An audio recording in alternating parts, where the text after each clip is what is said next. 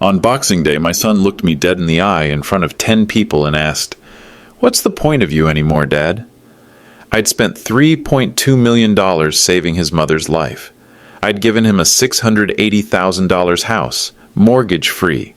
For 42 years, I'd built a tech company from nothing, sacrificed everything, put family first. And there I sat, at his dinner table, watching him humiliate the man who gave him everything. Nobody defended me. Nobody said a word. His wife Vanessa actually smirked.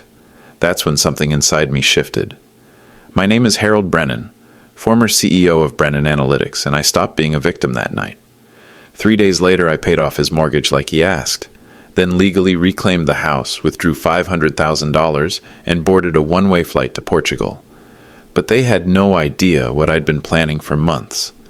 Before I tell you exactly how I made them pay, let me know in the comments where you're listening from and what time it is there. And if you've ever felt unappreciated by family, hit subscribe, because this story is just getting started. Let me take you back to who I was before that Boxing Day nightmare. For 30 years, I was Harold Brennan, CEO of Brennan Analytics. I built that company from my garage in 1985. Started with spreadsheets and determination. Grew it to 30 employees, cutting-edge data analysis software, clients across 3 states. We were pulling in $3.2 million annual revenue by 2021. I was proud of what I'd built. Greg used to visit the office as a kid, spinning in my chair, asking when he could work there. I thought I was creating a legacy. I thought I was showing him what hard work could accomplish. The irony burns now, thinking about it. I spent decades building something valuable, something lasting. I put in 70-hour weeks, missed Little League games, postponed vacations. Sarah always supported me. She'd say, "Harry's building our future." Greg seemed proud of his dad, the successful businessman. He'd brag to friends about our company, our clients, our growth. I thought respect was automatic. I thought sacrifice spoke for itself. That's when Sarah got the diagnosis that changed everything. March 15th, 2021. I'll never forget that date. Sarah came home from her routine checkup, face white as paper. "Harry, we need to talk." The words every husband dreads. Stage 4 ovarian cancer, advanced, aggressive. The oncologist gave us options, standard treatment with slim odds, or experimental therapies that insurance wouldn't cover. Mayo Clinic had a trial program. MD Anderson offered cutting-edge immunotherapy. Both required cash up front, lots of cash. I looked at my wife of 42 years, the woman who'd supported every late night, every business risk, every expansion decision. She'd never asked for anything except my love and partnership. The choice was simple. Some people agonize over major financial decisions. I didn't hesitate for a second. "We're doing everything," I told her. "Everything available, everything possible." She started crying, not from fear, from relief. She knew I'd move mountains for her. That's what love means. Real love. Unconditional support when everything's on the line. I held her that night, already calculating numbers in my head. Company valuation, liquid assets, what I could liquidate quickly. Sarah was my everything. The business was just money. I didn't hesitate. I put the company up for sale that same day. The next morning, I called my lawyer. "Draw up sale documents for Brennan Analytics." He was shocked. "Harry, this is your life's work. Maybe consider a loan against—" "No loans." I cut him off. Full sale. As fast as legally possible. Within 6 weeks, we had buyers. A tech consortium wanted our client base and proprietary algorithms. $3.2 million cash. I signed those papers sitting in Sarah's hospital room during her first chemotherapy session. She was getting pumped full of poison to fight poison, and I was signing away 30 years of work. The pen felt heavy in my fingers. Each signature transferred another piece of my professional identity. But watching Sarah sleep, bald head against the white pillow, I felt nothing but certainty. This was love in action. This was marriage vows lived out. For better or worse, in sickness and in health. Some people just say those words. I was proving them. The check cleared 2 days later. $3.2 million in our account. Every penny earmarked for keeping my wife alive. Greg called that week, worried about our finances. "Dad, you didn't have to sell everything." "Yes, I did," I told him. "Your mother is worth more than any business." For 18 months, we fought the cancer with everything we had. September 3rd, 2022, the day my world ended. Sarah lost her battle despite every treatment, every dollar, Every prayer. I was holding her hand when she slipped away. 42 years together, gone in an instant. The room felt impossibly quiet without her breathing. I'd never experienced silence that deep, that complete. The nurses gave me time alone with her. I sat there for hours just talking to her still form, telling her about the company sale, how proud I was that we'd fought together, how grateful I was for 4 decades of partnership. The funeral cost $15,000. I'd spent millions trying to save her, and the final bill was 15 grand. Life has cruel mathematics sometimes. Greg handled the arrangements beautifully. He was still my loving son then, still supportive, still grateful for everything I'd done. Vanessa was polite, appropriately sad, helpful with logistics. I thought grief would bring us closer together. I thought losing Sarah would remind us how precious family really is.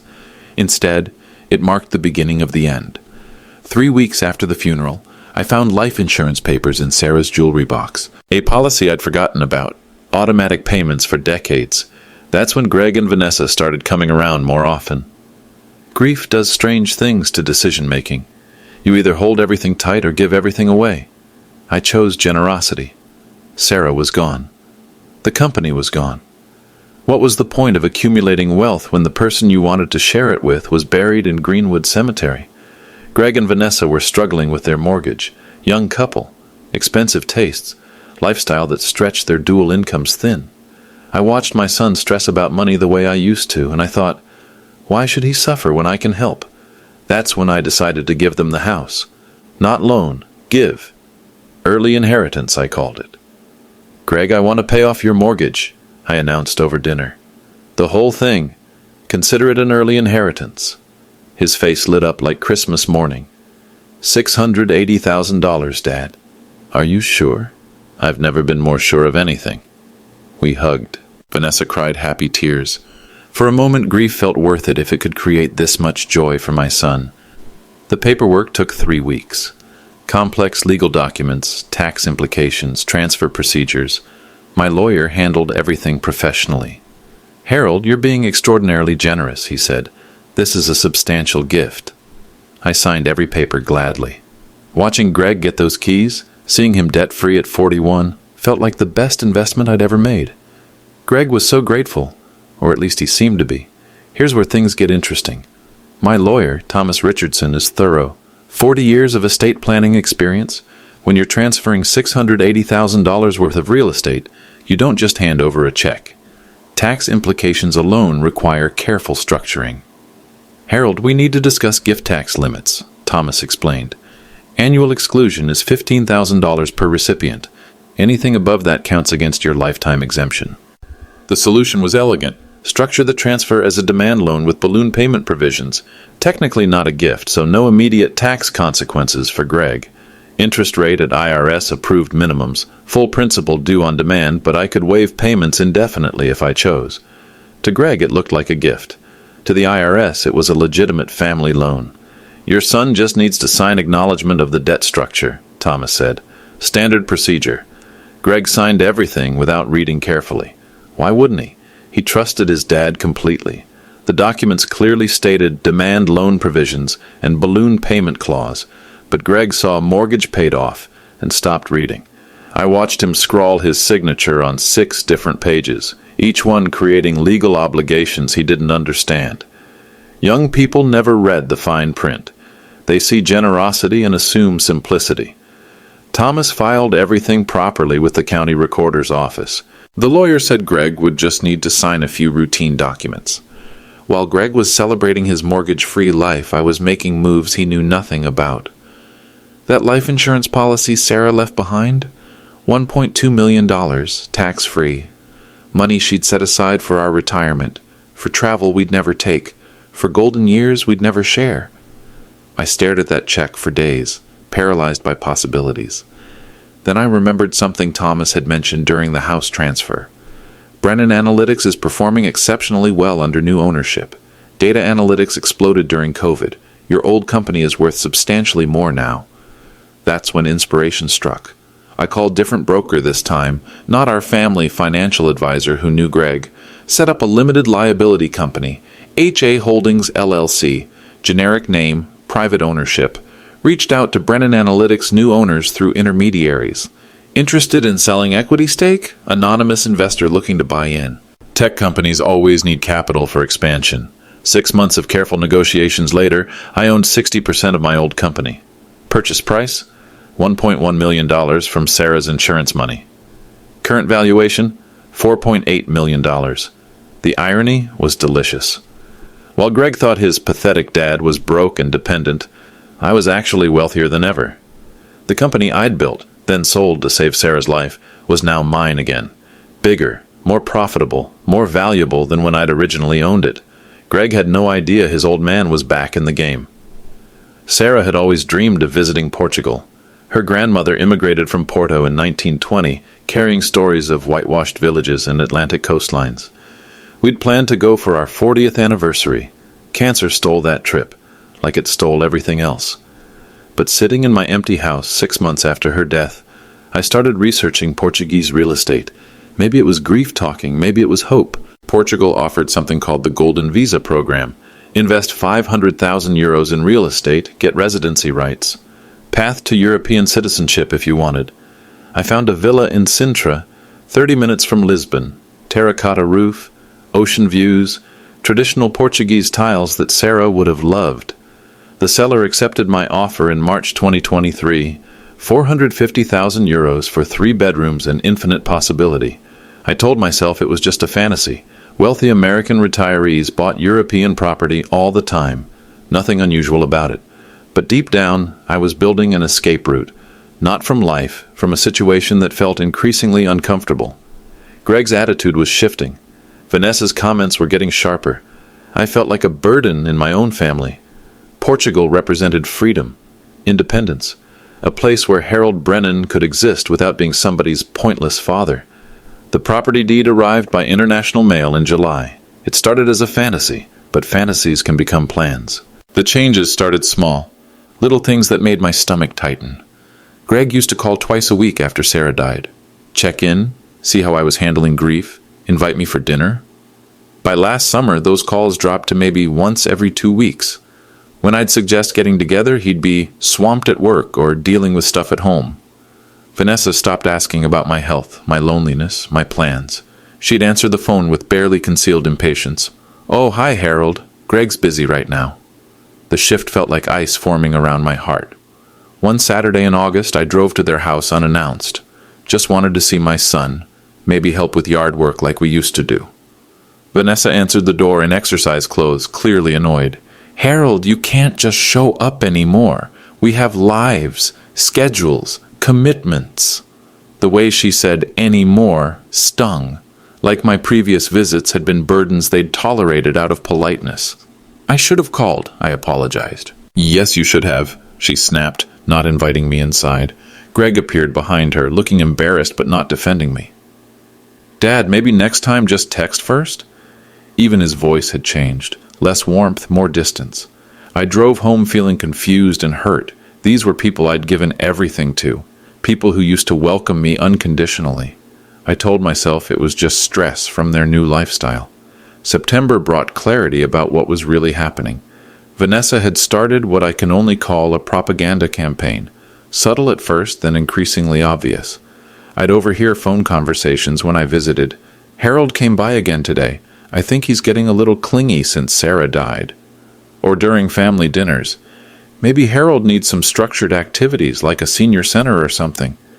She made my grief sound pathological, my presence feel invasive. The most damaging technique was emotional manipulation disguised as concern. "Greg, I worry about your dad being so isolated. It's not healthy for him to depend on us so much for social connection." See how clever that was? She made my natural desire for family time seem unhealthy while positioning herself as the caring daughter-in-law who just wanted what was best. Greg started echoing her language. "Dad, you need to develop some independent interests. Maybe join a club or volunteer somewhere." They were reframing my entire relationship with them. Suddenly, my presence wasn't a joy. It was a burden they needed to manage. I started feeling like an intruder in my own son's life. Every invitation I extended, every suggestion for shared time got filtered through Vanessa's lens of Dad being too dependent. The psychological warfare was masterful. She never attacked me directly, just slowly poisoned the well of our relationship with concerns about my emotional health and excessive attachment. She was turning my own son against me, one conversation at a time. By October, paranoia replaced sadness. Something was fundamentally wrong, but I couldn't prove it. Vanessa's manipulation was too subtle, too carefully disguised as loving concern. Greg's distance felt manufactured, like he was following someone else's script rather than his own heart. That's when I made a decision that probably saved my sanity. I started recording our conversations. My background in tech made this simple. Small digital recorder, excellent audio quality, fits in a shirt pocket. I researched the law carefully. Single-party consent in our state means I can record any conversation I'm part of without the other person knowing. Perfectly legal. I started with phone calls first. Dad, Vanessa thinks you might benefit from some counseling to deal with your grief.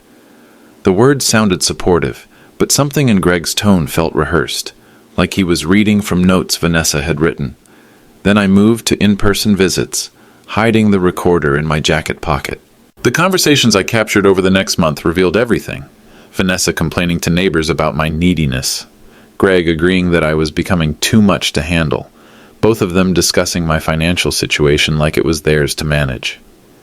Once Dad gets older and needs care, we'll have to make some hard decisions, Vanessa said during one recorded dinner conversation, the casual way they discussed my future. Like I was already incompetent, like they were already in charge. What I captured over the next 3 months would break any father's heart. December 15th, 2023. 10 days before Boxing Day. The conversation that changed everything. I'd come to their house to drop off Christmas presents early. Thought maybe I could help with holiday preparations. Nobody answered the front door, but I could hear voices from the kitchen.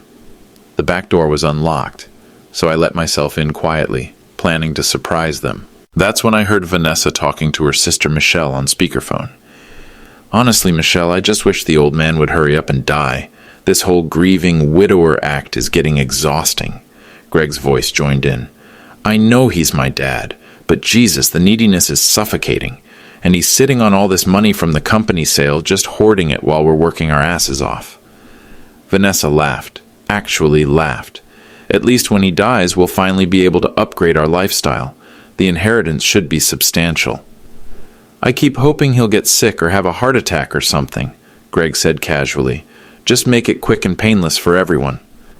They were discussing my death like a business transaction. My son, the boy I'd sacrificed everything for, was literally hoping I'd die soon for financial convenience. I stood in their hallway, heart hammering, recorder capturing every word. These people had taken my generosity and twisted it into entitlement. They'd taken my grief and made it about their inconvenience. That's when I knew Boxing Day would be make or break. December 25th, Boxing Day. The trap was set, though I was the only one who knew it. Vanessa had planned this dinner like a military operation. Her wealthy family was coming. Parents, both siblings, their spouses. 10 people total, all successful professionals who made Greg feel inadequate about his middle-class background. I understood the psychology now. Vanessa needed Greg to look successful and independent in front of her family. My presence, especially my obvious grief and neediness, threatened that image. She'd arranged the seating to maximize my isolation, me at one end of the table, surrounded by her relatives who barely knew me. She'd chosen expensive wine that stretched their budget, fancy catering that showcased their lifestyle, everything calculated to create pressure on Greg to prove his worth. I watched the evening unfold with the clarity of someone who finally understood the game. Vanessa steering conversations toward topics that highlighted my dependence. Her father making subtle comments about young people needing to establish independence from parents. Her mother asking pointed questions about my living situation, my daily activities, my future plans, each question designed to paint me as a burden rather than a patriarch. Greg grew more tense with each glass of wine, more defensive about our relationship. I could see him wrestling with competing loyalties, his natural love for me versus his desperate need to impress Vanessa's successful family. The recorder in my jacket pocket captured every nuanced insult, every manipulation tactic, every moment of psychological pressure building toward the inevitable explosion. Vanessa had planned this dinner like a military operation. By dessert, the tension was thick enough to cut with a knife. Vanessa's family had been circling around the topic of my situation all evening. Her brother Derek, a successful surgeon, kept making comments about elderly parents who struggle with boundaries after losing a spouse. Her mother Patricia asked repeatedly about my support system and whether I'd considered any lifestyle changes that might be healthier for everyone involved. The subtext was clear. I was a problem that needed solving. Greg's jaw was clenched, his knuckles white around his wine glass. He'd had 3 glasses of expensive Cabernet, more than his usual limit. I could see him calculating the evening in real time. Every question about me reflected poorly on his success as a son. Every mention of my neediness suggested he couldn't manage his family responsibilities properly. Vanessa watched it all with the satisfaction of a chess master moving pieces into place. She'd engineered the situation perfectly. Her family's subtle pressure, Greg's alcohol consumption, the expensive setting that highlighted our financial dynamics, even the timing, Boxing Day, when family obligations feel heaviest. "Harold seems like such a sweet man," Patricia said to Greg, "but it must be challenging to balance your own life with his needs." The way she emphasized needs made my basic human desire for connection sound pathological. Derek nodded sagely. "Sometimes the kindest thing is helping elderly parents find appropriate independence." I felt like a specimen under a microscope, discussed, but not truly seen. I watched my son's face change as the evening progressed. It happened during coffee service. Vanessa was telling her family about their recent vacation to Napa Valley, deliberately emphasizing how relaxing it was to get away from everyday responsibilities. I knew exactly what she meant. Me. I was the responsibility they needed a break from. Greg's face had gone red. Whether from wine or humiliation, I couldn't tell. That's when Patricia made the fatal mistake. "It's wonderful that you two are establishing such a beautiful life together. Sometimes when older parents become too involved, it can strain a marriage." The insult hung in the air like poison gas. She'd basically called me a marriage threat in front of 10 people. Greg snapped. He slammed his wine glass down so hard I thought it would shatter. Turned to me with fury I'd never seen before. "You know what, Dad? She's right. What's the point of you anymore? You don't work. You don't contribute. You just exist. All you do is hang around here being depressed and needy, making everyone uncomfortable." The room went dead silent. 10 sets of eyes locked on us like we were dinner theater. But Greg wasn't done. His voice got louder, crueler. "Mom's dead, Dad. Your company's gone. You're just a sad old man who needs to figure out his own life instead of making us feel guilty all the time." Vanessa's smirk was barely concealed.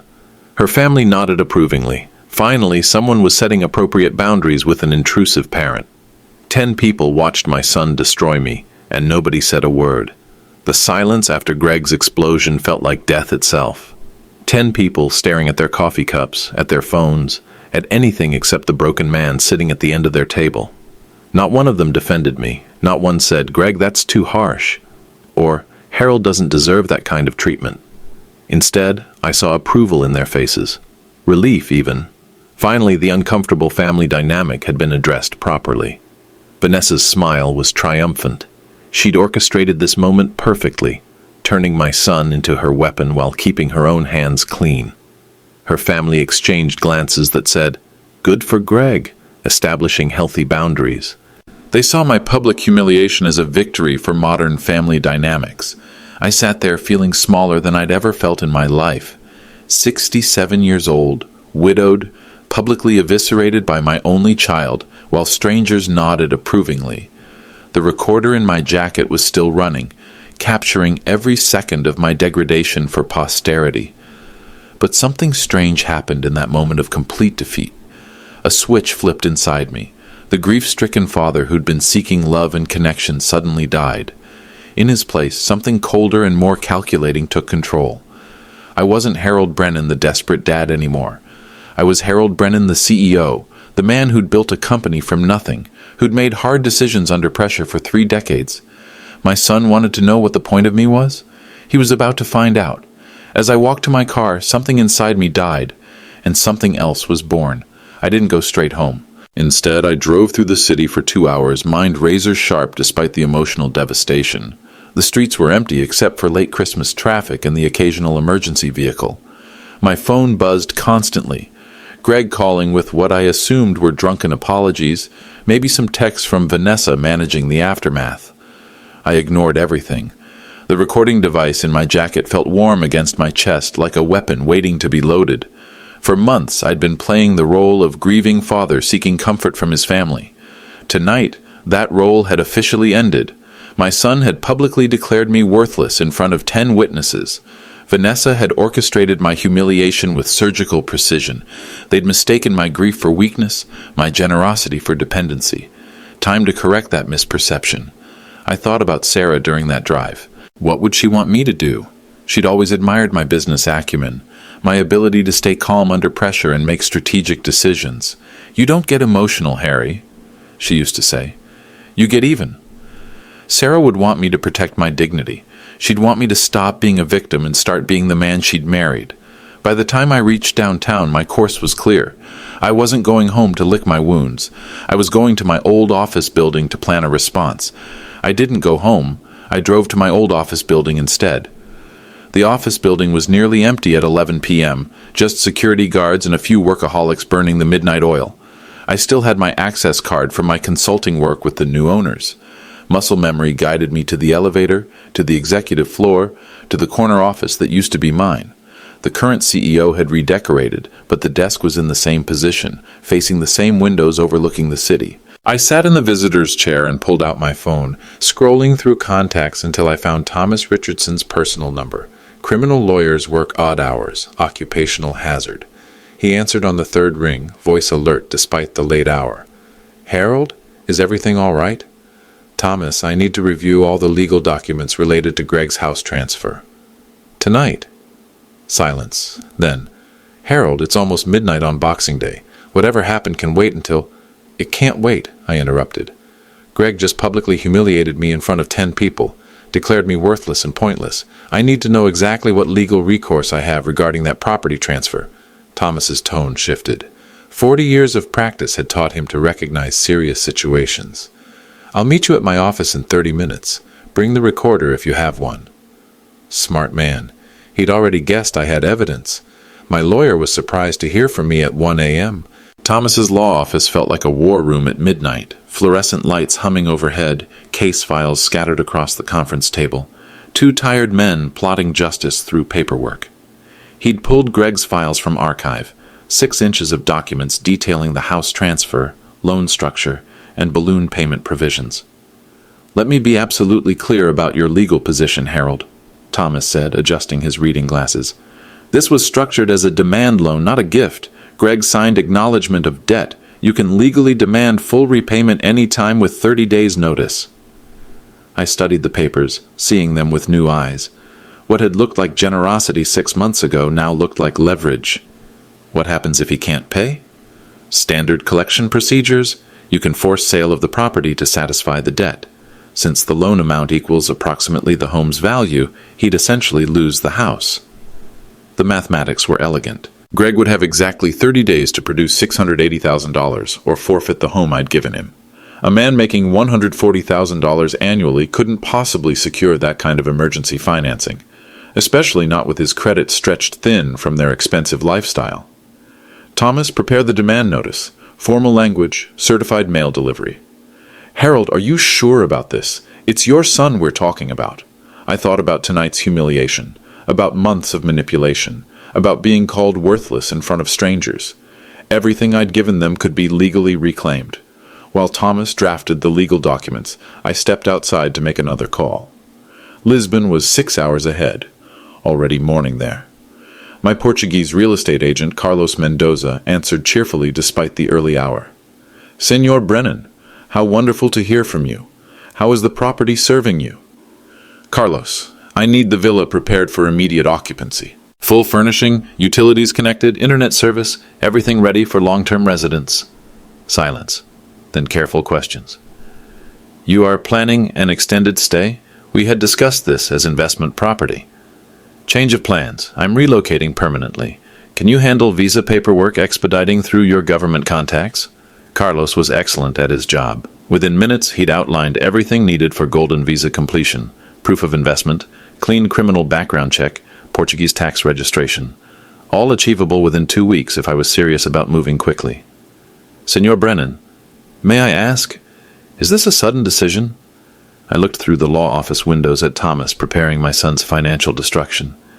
You could say that, Carlos. Family circumstances have changed dramatically. I understand completely. Portuguese families, we know the importance of respect between generations. I will have everything ready for you. By the time I rejoined Thomas, my escape route was confirmed. Portugal wasn't just a fantasy anymore. It was a destination with a specific timeline. By sunrise, I had a complete exit strategy. 2 days later, Thomas and I met at his office for the formal execution phase. He'd prepared everything with the precision of a man who'd handled family warfare for 4 decades. The demand letter was a masterpiece of legal language, polite but absolutely final. To Gregory Allen Brennan, it began. This constitutes formal demand for immediate repayment of the promissory note dated March 15, 2023, in the principal amount of $680,000. $680,000. Said amount is due in full within 30 days of receipt of this notice. Thomas had included copies of every document Greg had signed, highlighting his acknowledgement of debt in yellow marker. The evidence was overwhelming and undeniable.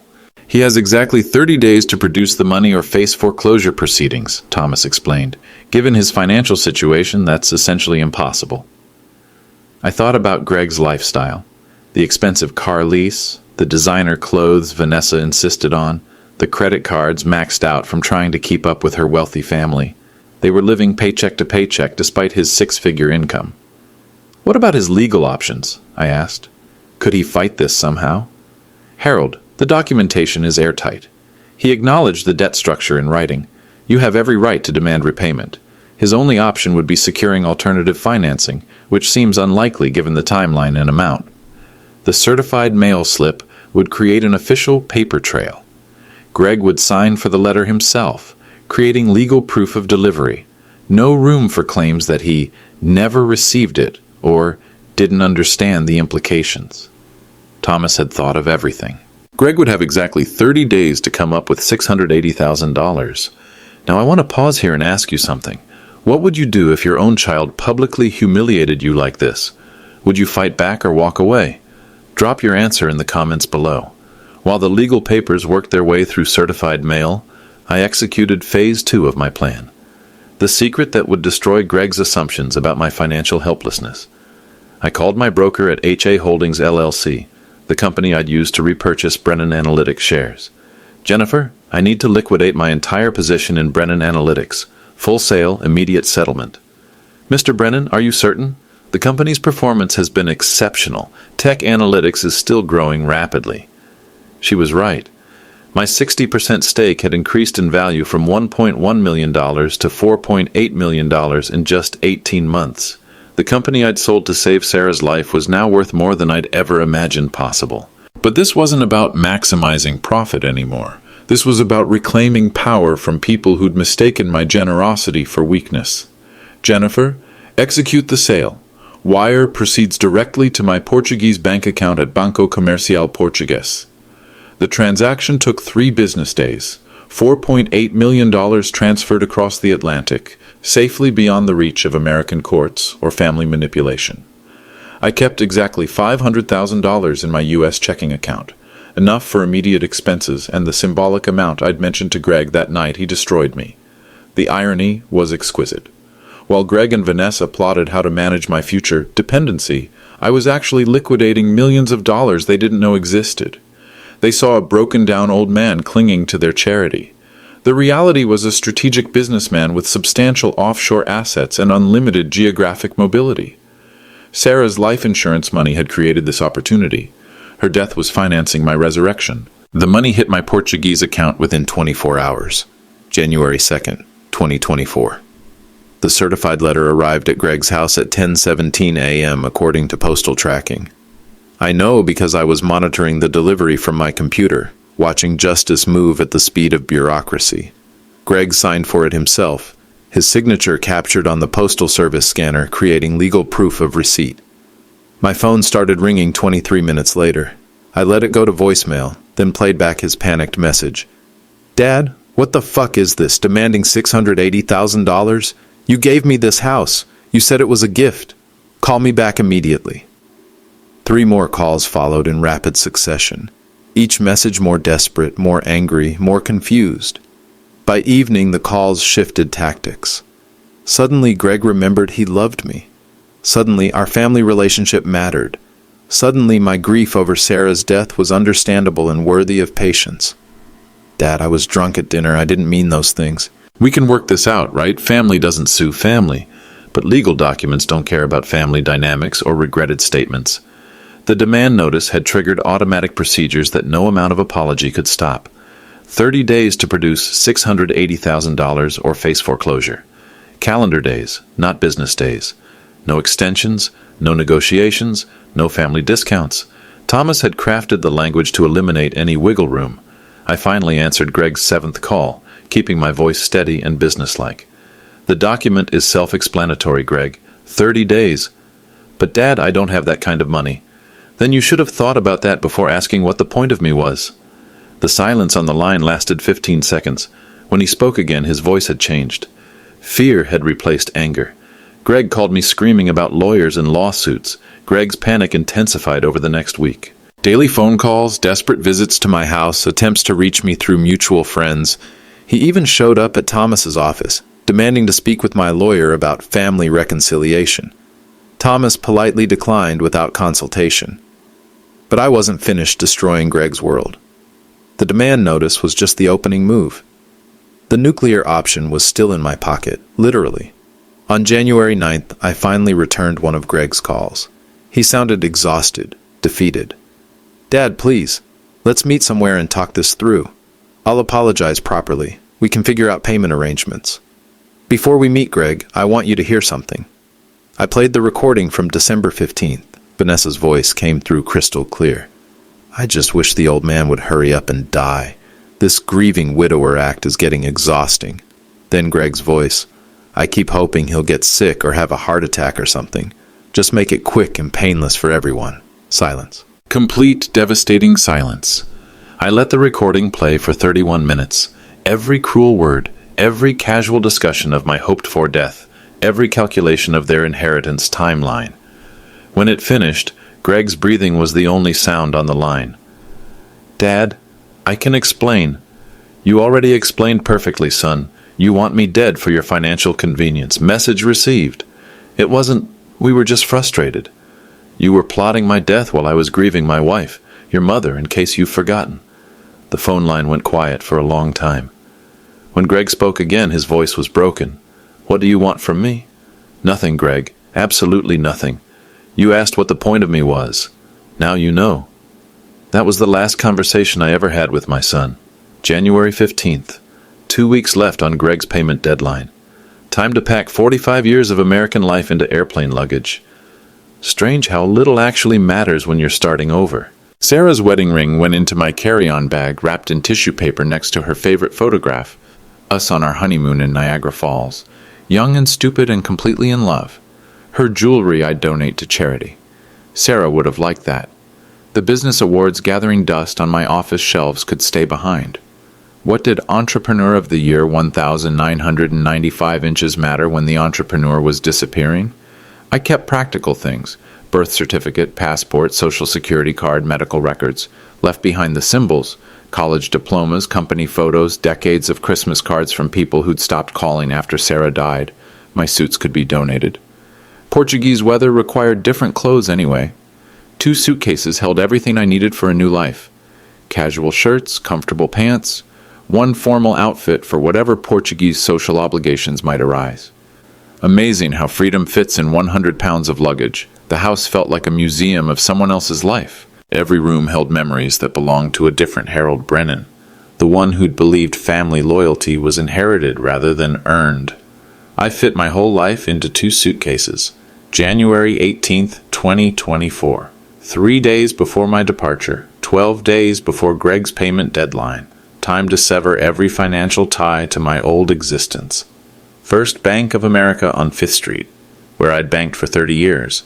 The teller, Rebecca, knew me by name, had processed countless business transactions during my CEO years. Mr. Brennan, you're closing all accounts? Are you sure? Completely sure, Rebecca. Transfer everything to this Portuguese account number. She typed carefully, eyebrows raised at the international wire instructions.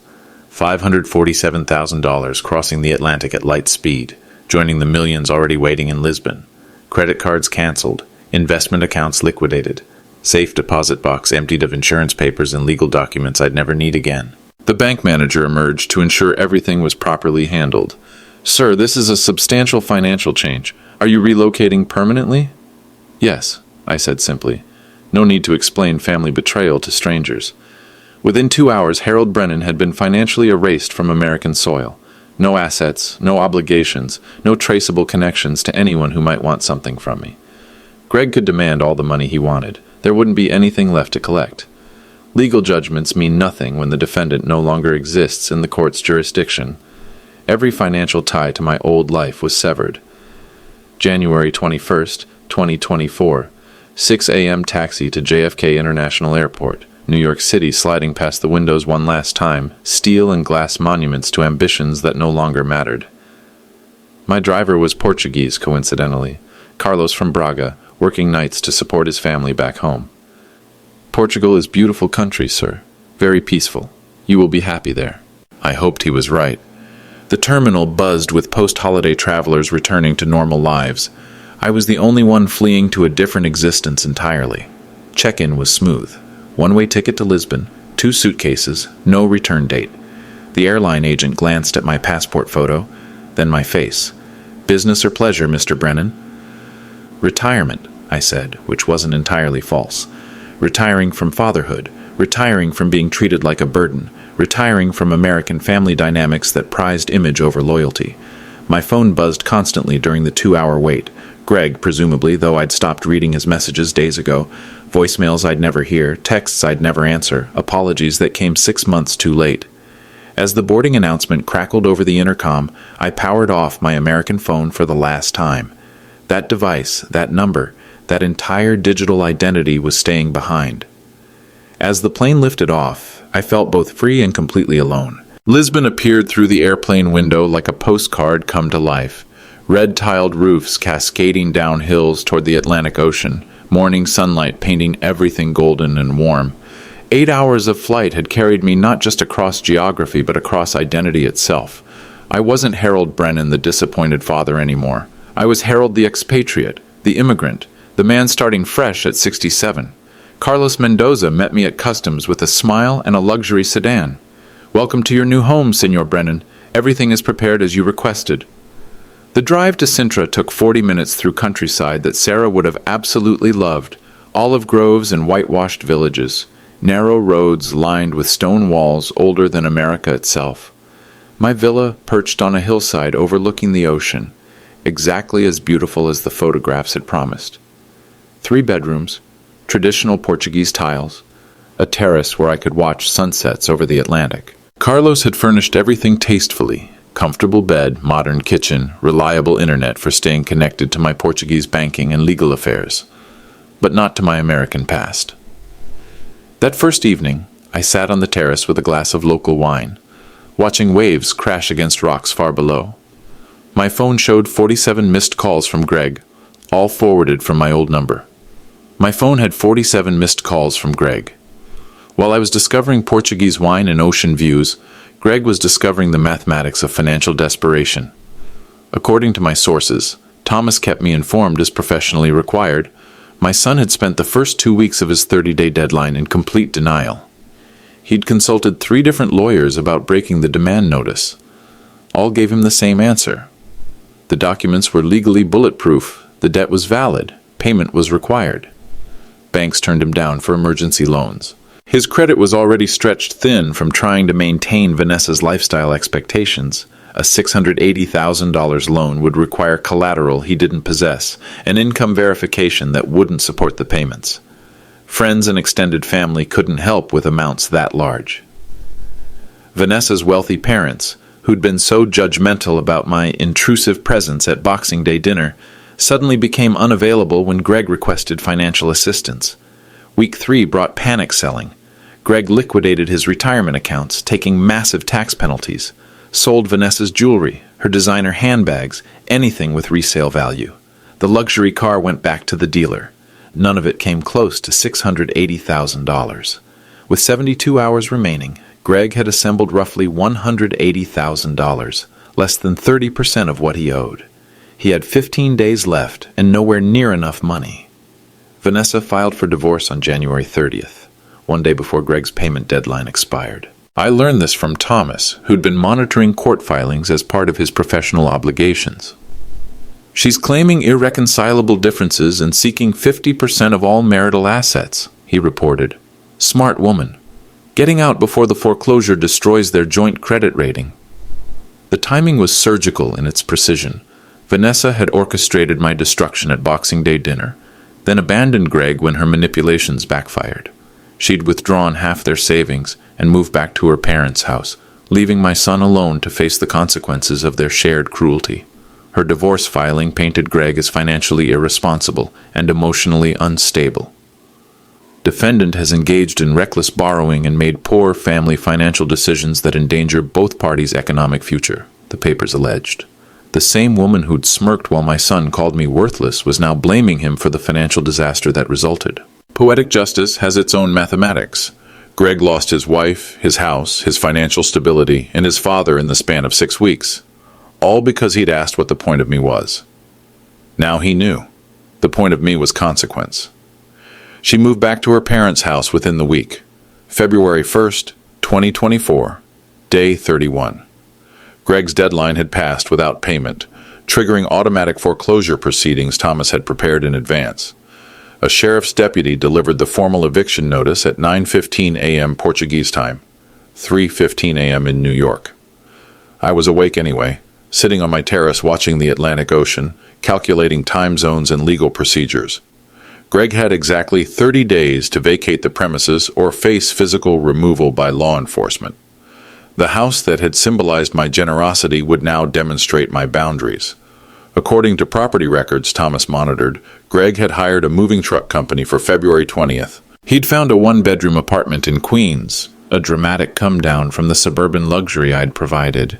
His furniture wouldn't fit in smaller space. Most of it went to storage units he could barely afford. The irony was crushing. Gregory Brennan, who'd called his father pointless and worthless, was now homeless because that same father had proven his point with brutal efficiency. Neighbors watched the moving truck load up possessions, whispering about family drama and financial disasters. The same people who'd known Greg as the successful hedge fund manager now saw him as the man who'd lost everything through stupidity. The house Greg thought was his sanctuary became his prison. The Boxing Day witnesses became prosecution witnesses in the court of public opinion. Vanessa's family, who'd nodded approvingly when Greg humiliated me, now spread the complete story throughout their social circles. Harold Brennan wasn't some pathetic old man after all. He was a strategic businessman who'd legally destroyed his ungrateful son through paperwork and patience. The narrative shifted dramatically. Greg went from being the assertive son who'd established healthy boundaries to being the fool who'd lost a $680,000 house because he couldn't control his mouth. Vanessa's divorce filing became public record, available to anyone curious about the family drama. Her claims about Greg's financial irresponsibility made him unemployable at his current firm. Who wants a money manager who can't manage his own finances? Professional reputation matters in Greg's industry. Word spreads quickly through networks built on trust and competence. My son's spectacular implosion became cautionary tale told at expensive dinner parties. Did you hear about Greg Brennan? Called his father worthless and lost everything because the old man was secretly a millionaire. The wealthy families who'd encouraged Greg's disrespect at Boxing Day now used him as an example of what happens when you underestimate family dynamics. Everyone who watched me get humiliated now knew the truth. 6 months in Portugal had transformed more than my geography. Harold Brennan was becoming someone new, someone lighter, calmer, free from obligations that had never been appreciated anyway. My daily routine centered around simple pleasures Sarah would have loved. Morning coffee at the village cafe, where locals had accepted me as O Americano Simpatico, the friendly American. Afternoon walks along coastal cliffs, breathing Atlantic air that tasted like salt and possibility. Evening meals at small restaurants where proprietors knew my preferences and asked about my day with genuine interest. I'd enrolled in Portuguese language classes at the community center. My accent was terrible, but my classmates, retired teachers, shop owners, other expatriates, encouraged every attempt with patient smiles. For the first time in years, I was learning something purely for joy rather than obligation. The villa had become truly home. I'd added a small garden where I grew tomatoes and herbs, following advice from my neighbor Antonio, a retired fisherman who spoke broken English and taught me Portuguese patience. We'd sit on his porch some evenings, sharing wine and stories about sons who'd moved far away for better opportunities. Antonio understood family disappointment without judgment or advice. Just quiet companionship between men who'd outlived their usefulness to ungrateful children. Sarah's presence felt strongest here. In this place she'd dreamed of visiting. 6 months later, I got an unexpected letter. The letter arrived on a Tuesday morning in July, forwarded through Thomas's office to my Sintra address. Greg's handwriting on cream-colored stationery. Formal, desperate, carefully crafted. I opened it sitting on my terrace, morning coffee cooling as I read words that came 6 months too late. "Dear Dad," it began, "I know you probably don't want to hear from me, but I need to try one more time. I was wrong, completely, devastatingly wrong about everything. Vanessa manipulated me into saying things I never should have said. I was drunk and stupid and cruel, and I've regretted every word since that night." He detailed his financial collapse, his divorce, his professional struggles. "I lost the house, my marriage, my job, everything. I'm living in a studio apartment and working temp jobs to pay rent. Everyone knows what I did to you. I'm a cautionary tale about ungrateful children." The letter ran 4 pages, single-spaced, detailing his remorse and begging for forgiveness. "I know I can't undo the damage, but please consider giving me one more chance. You're my only family left. I need my father back." I set the letter down and stared at the ocean for a long time. Then I walked inside, found a match, and burned it on my kitchen stove. Some bridges can't be rebuilt. Some bridges can't be rebuilt. That evening, I sat down to write my own letter. Not to Greg, but to anyone who might wonder whether I'd made the right choice. I thought about fathers and sons, about sacrifice and respect, about the difference between love and enablement. Greg had asked what the point of me was. The point of me was teaching him that actions have consequences, that cruelty toward people who've given you everything eventually comes due, that respect isn't inherited, it's earned and can be lost. I pulled out the evidence I'd brought to Portugal, copies of the demand notice, the recording transcripts, photographs of my new life by the ocean. Physical proof that sometimes the most loving thing a father can do is walk away. Love without boundaries isn't love, it's codependency. Respect without consequences isn't respect, it's manipulation. I'd spent 41 years being the father Greg needed. Now I was being the father he'd earned. The Portuguese sunset painted my terrace golden as I finished writing. In the distance, fishing boats returned to harbor, their lights twinkling against darkening water. This was peace. This was dignity. This was what the point of me actually was, not to be anyone's emotional crutch or financial safety net, but to be Harold Brennan, complete unto himself. Sometimes the greatest gift you can give ungrateful children is your absence. Sometimes the greatest gift you can give ungrateful children is your absence. If this story resonated with you, there are more like it coming. Hit that subscribe button and ring the notification bell, because next week I'm sharing the story of a grandmother who discovered her family was planning to put her in a nursing home to steal her house. Trust me, you won't want to miss how she got her revenge.